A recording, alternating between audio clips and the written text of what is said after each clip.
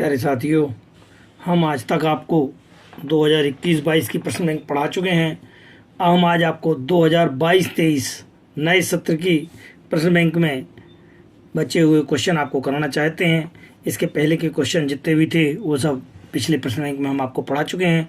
आज हम आपको क्वेश्चन नंबर 11 से समझाने का प्रयास करेंगे। सिद्ध कीजिए कि f ऑफ x बराबर साइन x से प्रदत्त फलन 0 से π/2 में वर्धमान है, π/2 से पाई में ह्रासमान है और 0 से पाई में ना तो वर्धमान है और ना ही ह्रासमान है। अब वर्धमान ह्रासमान पढ़ने से पहले हम आपको थोड़ा सा बेसिक बता देते हैं। बेसिक क्या कहता है? यदि मैं f ऑफ x निकाल दिया हुआ है और f सिंगल है अर्थात डिफरेंशियल यदि हम निकाल लेते हैं तो डिफरेंशियल निकालने के बाद प्राप्त x के मान हम इस पे रखते हैं, दिए गए अंतराल रखते हैं। अंतराल रखने के बाद यदि ये आपके पास पॉजिटिव आता है तो आपका फलन कैसा कहलाता है? आपका वर्धमान कहलाता है। और यदि नेगेटिव आता है तो वह फलन आपका ह्रासमान कहलाता है।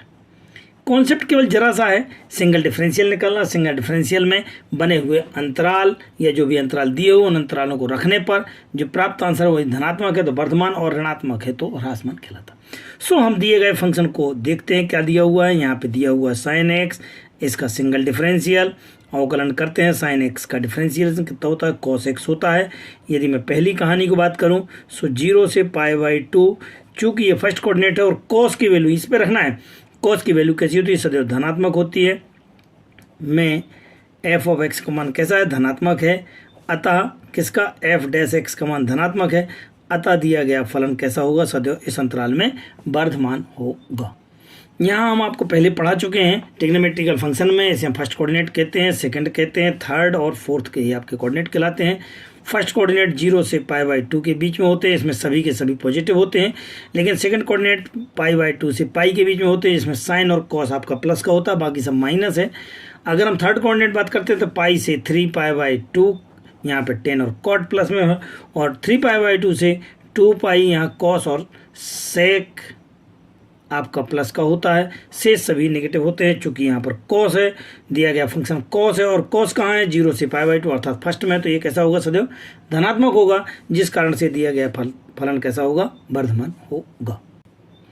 सेकंड वाले में π/2 से पाई है और π/2 से पाई सेकंड कोऑर्डिनेट होता है। यहाँ पर कॉस आपके पास कैसा होता है? सदैव ऋणात्मक होता है, क्योंकि यहाँ पे साइन और कोसेक आपका प्लस का होता है, इसलिए यहाँ पर ऋणात्मक होने की वजह से फलन कैसा होगा? ह्रासमान होगा। जबकि 0 से पाई के बीच में 0 से पाई ये पूरा है, यहाँ कॉस धनात्मक है और यहाँ ऋणात्मक है, अर्थात ये धनात्मक ऋणात्मक दोनों होता है। इस कारण से न तो फलन वर्धमान होगा और ना ही ह्रासमान होगा।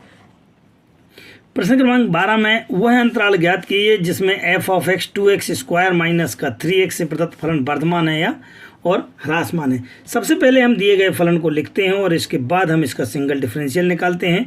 सो यहाँ पर सिंगल डिफरेंशियल निकाल लिया। सिंगल डिफरेंशियल कितना हो जाएगा? यहाँ x² का 2x होता है तो 2 इंटू में 2x माइनस का 3 और x का 1 होता है, अर्थात 2 2 जा 4x माइनस का 3 होता है। अब ये दिया गया फलन कैसा होना चाहिए? वर्धमान के लिए धनात्मक होना चाहिए, अर्थात फर्स्ट कंडीशन है आपके पास वर्धमान। सो वर्धमान के लिए आपके पास 4x माइनस का 3 ग्रेटर इक्वल टू 0 होना चाहिए। परंतु यदि हम बी नंबर की बात करते हैं ह्रासमान की, तो ह्रासमान में यह फलन का मान डिफरेंशियल का मान कितना होना चाहिए? आपके पास 4x माइनस 3 ऋणात्मक होना चाहिए, अर्थात 0 से छोटा होना चाहिए। तब हम यहाँ पर अंतराल निकालते हैं। So 4x is greater equal to 3 या x इक्वल टू 3/4। तब हम कह पाएंगे, अगर नंबर लाइन बनाते हैं, यहाँ पे 0 है, यहाँ 3/4 है और ये बड़ा है 3/4 से अर्थात अनंत तक, तब अंतराल कितना हो जाएगा? आपके पास 3/4 से प्लस इन्फिनिटी का अंतराल होगा। जबकि यहाँ पर 4x is less or equal to 3 या x less or equal to 3/4, 3/4 से छोटा, 3/4 से छोटा अर्थात इधर की ओर माइनस इन्फिनिटी, तो अंतराल कितना बन जाएगा? माइनस इन्फिनिटी से 3/4 आपका अंतराल होगा। कब? जबकि वह फलन ह्रासमान होगा। प्यारे साथियों, अभी भी हमारा चैनल जिन्होंने सब्सक्राइब नहीं किया है कृपया सब्सक्राइब कर लें ताकि आपको समय समय से हमारे वीडियो प्राप्त हो सकें। बेल आइकॉन दबाएं और हमारे साथ सदैव बने रहें। हमारा वीडियो कैसा लगा कमेंट्स बॉक्स में ज़रूर बताएं।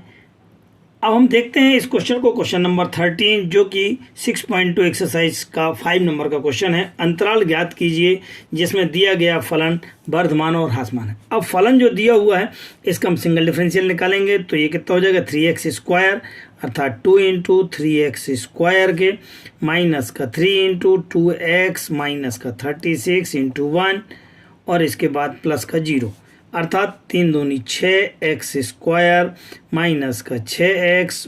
अब आप क्या करेंगे, दो के जोड़े बनाएंगे, कुछ कॉमन निकाल लेते हैं। 6x कॉमन निकाला सो x माइनस का 3 प्लस का 2 देन x माइनस का 3 also, repeat again, take the common, then 6x minus का 3 एंड x प्लस का 2 is your complete factor.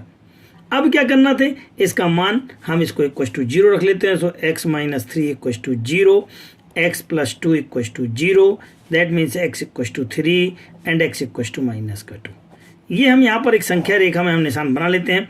Minus का 2 इधर आएगा, 0 इधर है और प्लस का 3 इधर है, 1 2 3 और माइनस का 1। इस प्रकार से यहाँ की ओर माइनस इन्फिनिटी और इधर की ओर प्लस का इन्फिनिटी होता है।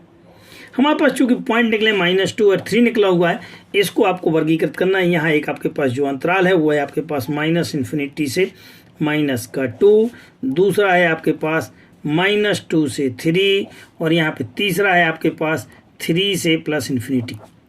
यदि हम 3 अंतराल बात करें, पहला था मेरे पास माइनस का 2 से माइनस इन्फिनिटी से। अब ये वाले के बीच में हम कोई सा भी मान उठा करके रखते हैं इस फलन में और देखते हैं कि हमारे पास चिन्ह कौन सा आ रहा है। आप सोचते हैं यहाँ पर कौन सा चिन्ह रखें, -2 से अर्थात माइनस का 3 रख लेते हैं या माइनस का 4 रखते हैं। माइनस का 4 रखते हैं यदि हम, तो माइनस के 4 रखने से ये दोनों माइनस के हो जाएंगे और यहाँ पे माइनस का 4 रखते हैं तो कितना बन जाएगा आपके पास -2, अर्थात ये वाला निशान भी माइनस का है और ये भी आपके पास माइनस का, कुल मिलाकर के माइनस का प्लस। अगर हम यहाँ पर देखते हैं कि -2 और 3 है, -2 3 के बीच में कोई सा भी नंबर रख लेते हैं, 0 रखते हैं। 0 रखेंगे तो यहाँ पे -3 और 2, 3 दूनी 6 और माइनस का आएगा, ये माइनस का निशान और ये वाला प्लस का निशान, 3 और ये माइनस का निशान हो जाएगा दोनों का मल्टीप्लाई करने पे। एक और इंटरवल है आपके पास 3 इन्फिनिटी में हम इस तरह से बड़ा कोई सा भी नंबर जो भी आपको अच्छा लगता है, अर्थात हम रफ में हम 4 रख करके देख लेते हैं या 5 रखते हैं। 4 रखा है तो यहाँ पे 4 में 3 गया प्लस का, 4 + 2 ये भी प्लस का, दोनों साइन प्लस के आएंगे। अगर प्लस है तो प्लस इक्वल टू प्लस हो जाता है, क्योंकि प्लस प्लस का प्लस हो जाता है मल्टीप्लाई। अब हम जानते हैं कि अगर ये प्लस है तो ये कैसा होगा, वर्धमान होगा और नीचे वाला भी वर्धमान होगा, कौन सा, जिसमें प्लस है। लेकिन यदि किसी का मान आपका ऋणात्मक है तो उसका मान कैसा होता है, ह्रासमान होता है।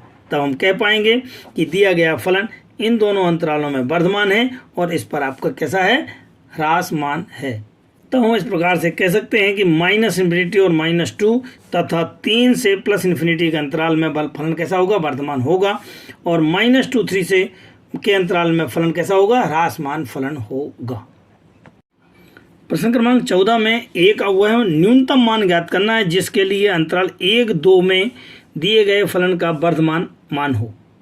अब चूंकि यहाँ पर जो देखना था, चूंकि फलन दिया हुआ है ह्रासमान वर्धमान का क्वेश्चन है, तो अब हम क्या करते हैं, यहाँ पे सिंगल डिफरेंशियल निकालते हैं और सिंगल डिफरेंशियल इसका 2x बन जाएगा, इसका a बन जाएगा।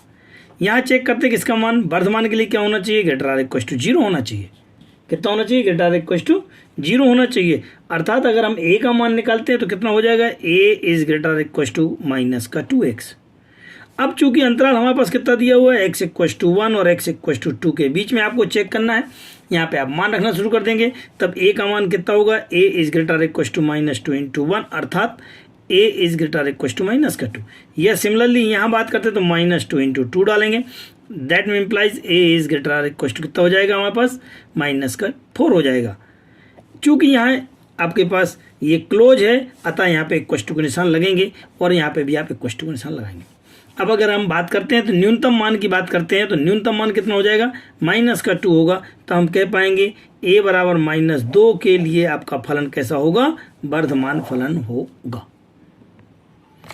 प्रश्न बैंक के क्वेश्चन क्रमांक 15 अर्थात 6.2 के क्वेश्चन नंबर 17 में सिद्ध कीजिए कि दिया गया फलन यहाँ वर्धमान है, यहाँ ह्रासमान है, जो कि गलत है। इंग्लिश मीडियम में आप जाके चेक करेंगे तो यहाँ ह्रासमान है और यहाँ वर्धमान है। अर्थात जो क्वेश्चन तैयार होगा वह सिद्ध कीजिए कि f(x) log cos x 0 से π/2 में ह्रासमान और 3π/2 से 2π के बीच में वर्धमान है, सिद्ध करना है। क्योंकि जो फलन दिया हुआ उसे ध्यान से देखते हैं क्या है। सिंगल डिफरेंशियल करना है तो log t है, log t का कितना हो जाता है 1/t अर्थात cos x के, cos x का करना है कितना हो जाता है डिफरेंशिएशन माइनस का sin x अर्थात कुल मिलाकर के माइनस का sin x अपॉन में cos x और थोड़ा सा चेक करते साइन अपॉन कॉस 10 कहलाता है अर्थात 10x कहलाएगा। सो आपका सिंगल डिफरेंशियल कितना हो जाएगा माइनस का 10x होगा। परंतु यदि हम ए नंबर की बात करते थे 0 से π/2 में अर्थात आपके 0 से π/2 अर्थात फर्स्ट कोऑर्डिनेट में यहाँ पे सभी के सभी पॉजिटिव होते हैं, लेकिन दिया गया फलन कैसा है नेगेटिव है। सो नेगेटिव है और इसकी वैल्यू कितनी होती है पॉजिटिव होती है अर्थात कुल मिलाकर के ये कितनी हो जाएगी नेगेटिव हो जाएगी। अतः दिया गया फलन कैसा होगा ह्रासमान होगा, जो कि हमको सिद्ध करना था। अब अगर 3π/2 और 2π के बीच में देखते हैं, वो 3π/2 और 2π अर्थात ये वाला फलन है आपके पास, यहाँ पर cos और sec प्लस का होता है, बाकी सब माइनस के होते हैं। चूंकि माइनस पहले से दिया हुआ है और इस 10 की वैल्यू भी यहाँ पर माइनस में होगी अर्थात माइनस माइनस प्लस, जब ये प्लस हो गया अतः दिया हुआ फलन कैसा होगा इस वाले अंतराल में वर्धमान होगा। प्रश्न क्रमांक 16 जो 6.2 का 16 प्रश्न नंबर का है, सिद्ध कीजिए कि दिया गया फलन अर्थात f(x) log sin x अंतराल 0 से π/2 में वर्धमान और π/2 से पाई के बीच में ह्रासमान है। तो हम इसके लिए सिंगल डिफरेंशियल निकालते हैं। So f single differential equals to log t का 1/t अर्थात sin x और अब इसका करेंगे डिफरेंशियल अर्थात sin का कितना होता है cos x, cos upon sine को क्या बोलते हैं cot x बोलते हैं अर्थात आपके पास जो फंक्शन मिला वही हो जाएगा।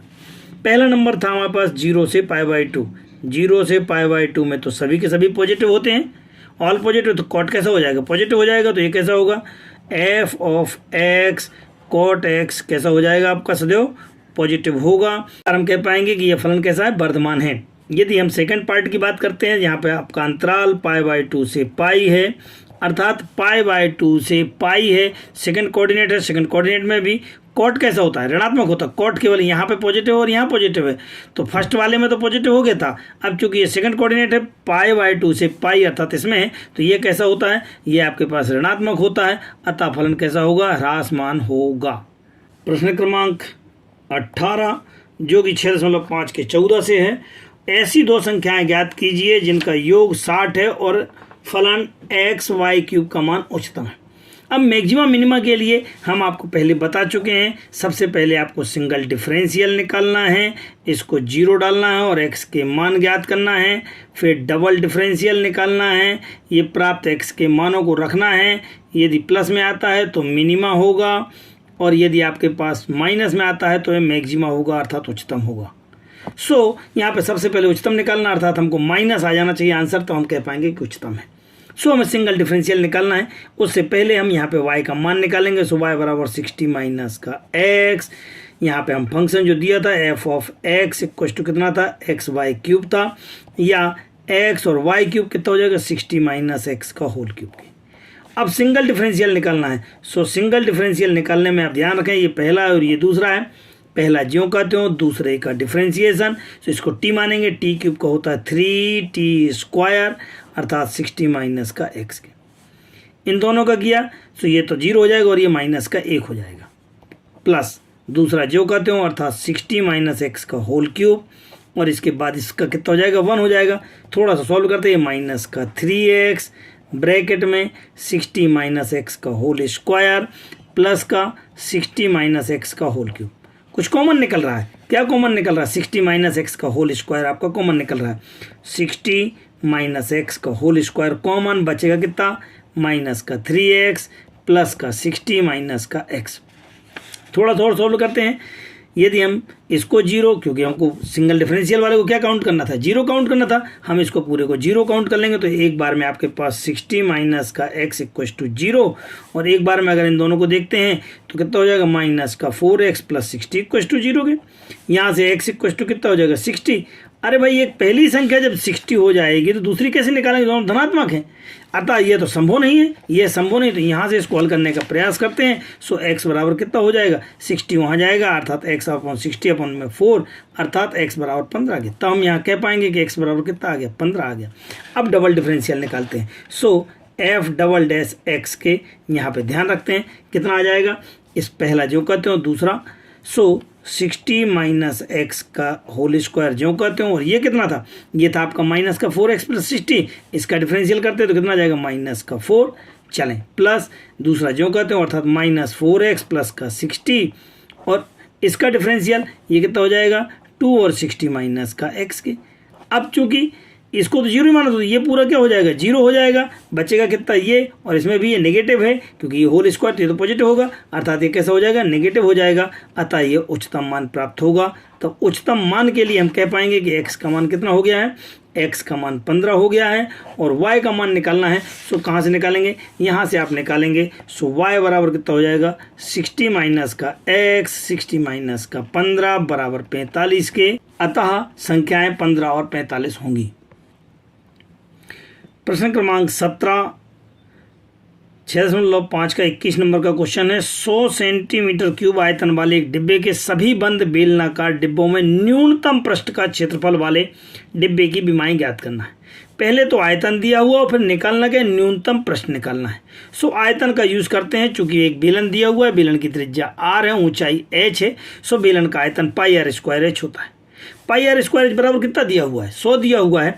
यहाँ से आप देखेंगे तो एच का मान निकल जाएगा 100 अपॉन में पाई आर स्क्वायर के। अब क्या निकालना है, पृष्ठ निकालना है, संपूर्ण पृष्ठ, बेलन का संपूर्ण पृष्ठ 2 pi r plus 2 pi r square के, अर्थात अगर हम पुराना याद करें तो 2 pi r r plus h हुआ करता था, आपको याद हो, ब्रैकेट खोलेंगे 2 पाई आर स्क्वायर या 2 पाई आर एच आपके पास बन जाता है। यहाँ पर एरिया में ही मान रखना शुरू कर देते हैं। सो 2 पाई आर स्क्वायर प्लस का 2 पाई आर और एच का वैल्यू है 100 अपॉन में पाई आर स्क्वायर के। एक पाई से एक पाई कैंसिल हो गया है, एक आर से एक, जैसा कि 2 पाई आर 100 अपॉन में पाई आर स्क्वायर था, यहाँ पर पाई से पाई कैंसिल हो गया है, 2 आर इंटू 100 बन जाएगा, एक आर से एक आर और कैंसिल, अर्थात 2 इंटू 100 अपॉन में आर बन जाएगा। थोड़ा सा यहाँ सॉल्व करते हुए 2 पाई आर स्क्वायर तो था ही, यहाँ पे इसका डिफरेंशियल करेंगे, आर स्क्वायर का कितना हो जाता है 2 आर हो जाता है, ये तो 2 था ही, 100 जो कहते हो 1 अपॉन आर का होता माइनस का 1 अपॉन आर स्क्वायर की। सो अब आप इसको सॉल्व करते हुए जाएंगे, यहाँ पे आ जाएगा और ये आपके पास डिफरेंशियल कहलाएगा। अब आप सिंगल डिफरेंशियल को 0 डाल करके आर क्यूब, ये आर और ये आर मिलकर के आर क्यूब बन जाएगा, 4 पाई नीचे आ जाएगा, 4 से आप इसको कैंसिल करेंगे, यहाँ पे 2 से इसको कैंसिल करेंगे 50, अर्थात 50 बटे पाई आ जाएगा, आर क्यूब बराबर 50 बटे पाई के, तो आर बराबर ये क्यूब उठा करके यहाँ पे चला जाएगा, अर्थात 1/3 हो जाएगा। तब आर का मान आपका इस प्रकार से ज्ञात हो चुका है। अब हम सिंगल डिफरेंशियल के बाद हम डबल निकालते हैं, डबल इसका डिफरेंशियल निकालें कितना हो जाएगा, 4 पाई आर की वैल्यू 1 होती है।